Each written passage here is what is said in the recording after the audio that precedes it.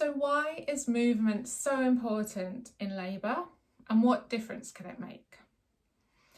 So if you remember the last time you tried to put on a pair of tight jeans or maybe a swimming costume, I doubt that you stood still and just pulled them on and it happened. I reckon you moved, you wiggled, you turned side to side, you pulled the clothes in different angles, you moved with it to make that possible, to be able to get dressed, putting on that swimming costume or that pair of jeans. Now, let's be frank, your baby is a big object and it's trying to pass through a small object, your cervix. So just like that piece of clothing, it's really helpful if you can move and rotate and create space for your baby to descend and be born. It's very simple. You're just creating space through movement. Your pelvis in labour will rotate and will move and expand. So allowing that to do so by not lying flat on your back, not restricting that pelvis to do that movement is really helpful as well. Your tailbone will flare open as the pelvis expands.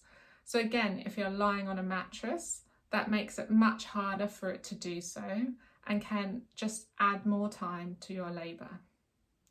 So if you can remain in an upright position, maybe you're kneeling, leaning over the end of the bed, maybe you're even still standing up and facing a wall, or you could be on all fours in the birthing pool.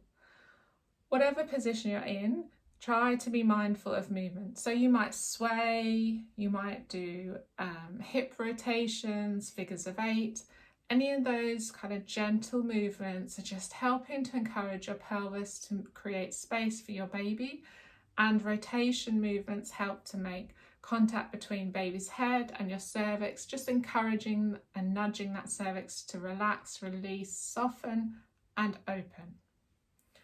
So movement can make a real difference to the length of time of your labour and how comfortable you are. Your uterus, when it contracts, will surge forwards.